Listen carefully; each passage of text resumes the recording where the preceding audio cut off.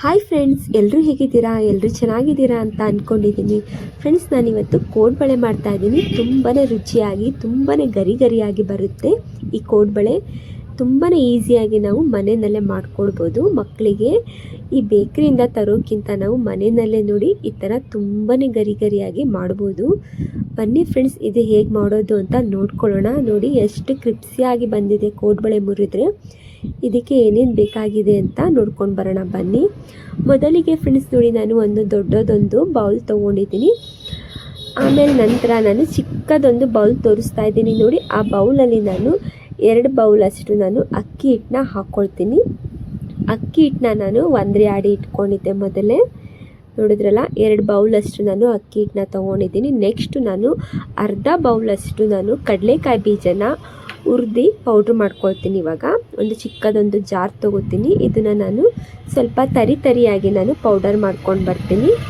ನೋಡ್ಬೋದು ಇವಾಗ ನೀವು, ನಾನು ಈ ರೀತಿಯಾಗಿ ನಾನು ತರಿಯಾಗಿ ಪೌಡರ್ನ ಮಾಡ್ಕೊಂಡಿದ್ದೀನಿ. ಪೂರ್ತಿಯಾಗಿ ನುಣ್ಣಗೆ ಹಾಕ್ಕೊಳ್ಳೋದು ಬೇಡ ಇದಕ್ಕೆ. ನೋಡಿ, ಈಗ ನಾನು ಹಾಕ್ಕೊಂಡು ಬಿಡ್ತೀನಿ ಮಿಕ್ಸರ್ ಮಾಡ್ಕೊಂಡಿದ್ದನ್ನ.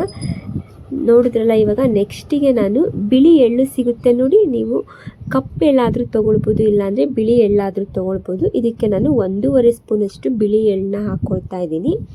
ನಾನು ಎಳ್ಳನ್ನ ಹಾಗೆ ಏನು ಹುರ್ಕೊಂಡಿಲ್ಲ, ನಾನು ಹಾಗೆ ಹಾಕ್ಕೊಳ್ತಾ ಇದ್ದೀನಿ. ಆಮೇಲೆ ನೋಡಿ, ನಾನು ಜೀರಿಗೆ ಹಾಕ್ಕೊಳ್ತಾ ಇದ್ದೀನಿ. ಜೀರಿಗೆ ನೀವು ಎಷ್ಟು ಬೇಕಾದರೂ ಹಾಕ್ಕೊಳ್ಬೋದು, ತುಂಬಾ ಚೆನ್ನಾಗಿರುತ್ತೆ. ನಾನು 1 ಸ್ಪೂನಷ್ಟು ಜೀರಿಗೆ ಹಾಕ್ಕೊಂಡಿದ್ದೀನಿ. ನೋಡಿದ್ರಲ್ಲ, ನೆಕ್ಸ್ಟ್ ನಾನು ಅಚ್ಚ ಖಾರದ ಪುಡಿ ಹಾಕ್ಕೊಳ್ತಾ ಇದ್ದೀನಿ. 2 ಸ್ಪೂನಷ್ಟು ಅಚ್ಚ ಖಾರದ ಪುಡಿ. ನಂತರ ನಾನು ರುಚಿಗೆ ತಕ್ಕಷ್ಟು ಉಪ್ಪು ಹಾಕ್ಕೊಳ್ತೀನಿ. ನೋಡಿ, ಇದನ್ನೆಲ್ಲ ಆಗಿದೆ ಅಲ್ವಾ. ಇವಾಗ ಏನು ಮಾಡಬೇಕು ಅಂತಂದರೆ, ಚೆನ್ನಾಗಿ ನಾವು ಇದನ್ನು ಒಂದ್ಸಲಿ ಕೈಯಲ್ಲೇ ಫಸ್ಟಿಗೆ ನೀರು ಹಾಕೋಕ್ಕಿಂತ ಮೊದಲೇ ನಾವು ಚೆನ್ನಾಗಿ ಒಂದ್ಸಲಿ ಮಿಕ್ಸ್ ಮಾಡ್ಕೊಳ್ಬೇಕಾಗುತ್ತೆ. ಯಾಕಂತಂದರೆ ಪೂರ್ತಿಯಾಗಿ ಇದು ಮಿಕ್ಸ್ ಮಾಡ್ಕೊಂಡು ನಂತರ ನಾವು ಎಣ್ಣೆನ ಬಿಸಿ ಮಾಡಿಕೊಂಡು ಇದರೊಳಗೆ ಹಾಕ್ಕೊಂಡು ಅದು ಹಾಗೇ ನಾವು ಕಲಿಸ್ಕೊಳ್ಬೇಕಾಗುತ್ತೆ. ನೀರು ಹಾಕೋಕ್ಕಿಂತ ಮೊದಲೇ ಈ ರೀತಿಯಾಗಿ ನಾವು ಕಲಿಸ್ಕೊಂಡು ನಂತರ ಎಣ್ಣೆನ ನಾವು ಕಾಯಿಸ್ಕೊಂಡು ಬಿಸಿಯಾಗಿರಬೇಕು. ಅದು ಆ ಎಣ್ಣೆನೂ ನಾವು ಇದರೊಳಗೆ ಹಾಕ್ಕೊಂಡು ಹಾಗೆಯೇ ಮಿಕ್ಸ್ ಮಾಡ್ಕೊಂಡು ಕಲಿಸ್ಕೊಳ್ಬೇಕು. ನಂತರ ನೀರು ಹಾಕ್ಕೋಬೇಕಾಗುತ್ತೆ. ನೋಡಿ, ಈಗ ಎಣ್ಣೆನ ನಾನು ತುಂಬಾ ಬಿಸಿ ಮಾಡಿ ಇಟ್ಕೊಂಡಿದ್ದೀನಿ. ನೋಡಿ, ಈ ಥರ ಗುಳ್ಳೆ ಬರುತ್ತೆ ನೋಡಿ. ಆ ರೀತಿಯಾಗಿ ನಾವು ಎಣ್ಣೆನ ಕಾಯಿಸ್ಕೊಳ್ಬೇಕು. ಈ ಥರ ಎಣ್ಣೆ ಯಾಕೆ ಬಿಸಿ ಮಾಡಿಕೊಂಡು ಹಾಕೋತಾರೆ ಅಂತ ಅಂದರೆ, ತುಂಬಾ ಚೆನ್ನಾಗಿ ಗರಿಯಾಗಿ ನಮಗೆ ಕೋಡ್ಬಳೆ ಬರುತ್ತೆ. ಅದಕ್ಕೋಸ್ಕರ ನಾವು ಎಣ್ಣೆನ ಬಿಸಿ ಮಾಡಿಕೊಂಡು ಹಾಕ್ಕೊಳ್ಬೇಕಾಗುತ್ತೆ. ಈಗ ಎಣ್ಣೆ ಹಾಕಿದ ನಂತರ ನೋಡಿ, ನಾನು ಇವಾಗ ಚೆನ್ನಾಗಿ ಎಲ್ಲ ಇದನ್ನು ಮಿಕ್ಸ್ ಮಾಡ್ಕೊಳ್ತೀನಿ. ಎಣ್ಣೆ ಒಳಗೇ ನಾನು ಎಣ್ಣೆ ಹಾಕಿದ್ನಲ್ಲ ಎಲ್ಲನೂ ನೋಡಿ ಈ ರೀತಿಯಾಗಿ ಫಸ್ಟಿಗೆ ನಾವು ಹಾಕ್ಕೊಳ್ಬೇಕು. ನೋಡಿ, ಈ ಥರ ನಾವು ಚೆನ್ನಾಗಿ ಮಿಕ್ಸ್ ಮಾಡ್ಕೋಬೇಕು.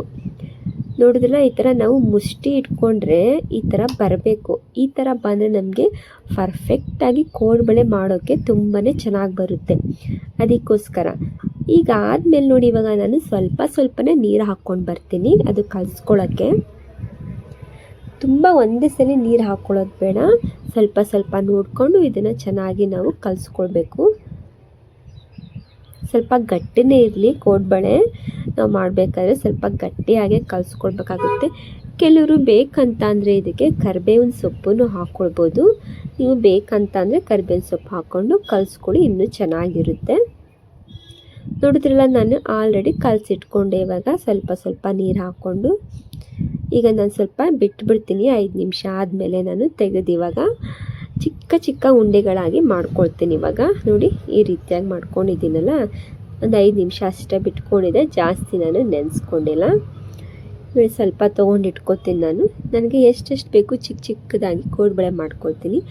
ಅತಿಯಾಗಿ ನಾನು ದೊಡ್ಡದು ನಾನು ಕೋಡ್ಬಳೆ ಮಾಡ್ತಿಲ್ಲ, ಚಿಕ್ಕ ಕೋಡ್ಬಳೆ ಮಾಡ್ತಾಯಿದ್ದೀನಿ. ತುಂಬಾ ನೋಡೋಕ್ಕೂ ಚೆನ್ನಾಗಿರುತ್ತೆ. ಆಮೇಲೆ ನಾವು ದಪ್ಪ ಕೋಡ್ಬಳೆ ದೊಡ್ಡ ಮಾಡಿಕೊಂಡ್ರೆ ಏನಾಗುತ್ತೆ ಅಂತ ಅಂದರೆ ಒಳಗಡೆ ಅದು ಸರಿಯಾಗಿ ಬೆಂದಿರೋದಿಲ್ಲ.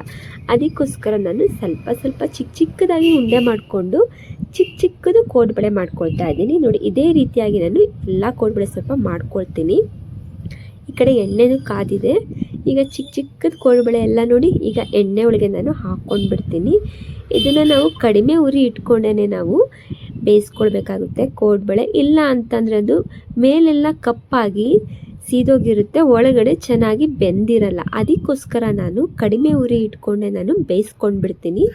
ನಿಮಗೆ ಎಲ್ಲ ಆಲ್ರೆಡಿ ಎಲ್ಲ ರೆಡಿ ಆದಮೇಲೆ ತೋರಿಸ್ತೀನಿ. ಇವಾಗ ನೋಡಿ ಚಿಕ್ಕ ಚಿಕ್ಕದಾಗೆಲ್ಲ ಕೋಡ್ಬಳೆ ಹಾಕ್ಕೊಳ್ತಾ ಇದ್ದೀನಲ್ಲ, ಈ ರೀತಿಯಾಗಿ ಫ್ರೆಂಡ್ಸ್ ನೀವು ಮಕ್ಕಳಿಗೆ ಒಂದ್ಸರಿ ಮಾಡಿಕೊಡಿ, ಮನೇಲೇ ಮಾಡಿ ಅಂತ ಹೇಳ್ತಾರೆ. ಅಷ್ಟು ಚೆನ್ನಾಗಿ ಬಂದಿರುತ್ತೆ ಕೋಡ್ಬಳೆ.